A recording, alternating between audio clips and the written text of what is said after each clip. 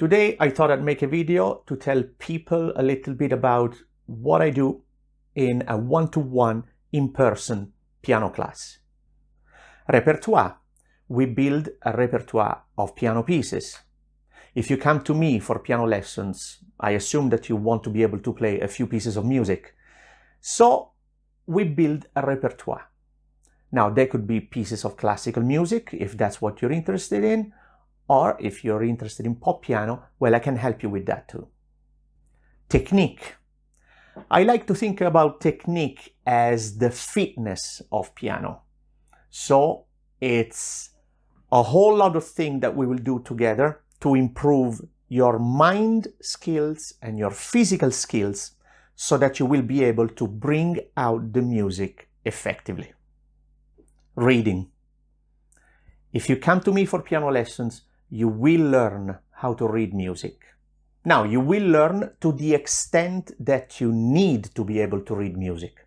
For example, if you're interested in classical music, you need to be able to read music to a very good standard.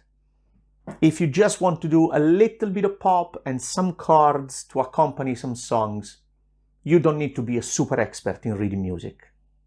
However, all of my students learn to read music to the extent that they need it. Not just because, especially the classical music, requires a good degree of literacy, but also because you want to be independent, and being able to read music makes you independent.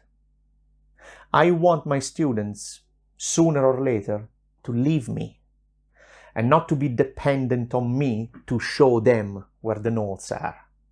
So that's why you need to learn to read music. Music theory. Music theory is another thing that, if you come to me for piano lessons, you will learn to a greater or lesser extent, depending on what you need. I like to think about music theory as a toolbox. Now, that toolbox helps us, the players, to understand how music works. Rhythm. Rhythm is essential. So we will work on timing and we will do exercises to improve your groove and your sense of time. Quick studies. Quick studies are a subset of repertoire because it's about learning pieces in the shortest possible time. I remember a teacher of mine used to say that a quick study doesn't have to be perfect, it has to be next week.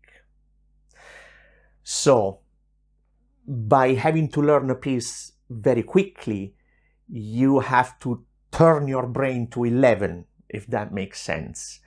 And so it teaches you to practice effectively and to make the best of your practice time at the instrument. Musicianship. I like to think about musicianship as musical intelligence. And I like to think about intelligence as the ability to solve a problem not by experience, but rather by relating the elements of the problem. In music, musicianship involves ear training, singing intervals, transcribing melodies, recognizing rhythms and chord progressions. Basically, it involves calling upon all of your musical abilities at once. That's musicianship, and we'll work on that. Active and critical listening. Active listening is more than just hearing music. It means to engage with the music. We are going to listen to music together, and we are going to develop your ability to identify different instruments, to recognize musical form, recognize a phrase, recognize a period, analyze the structure of music, and discuss the emotional impact that a piece of music has. If you like the sound of all that and you want to get started, get in touch and check for availability.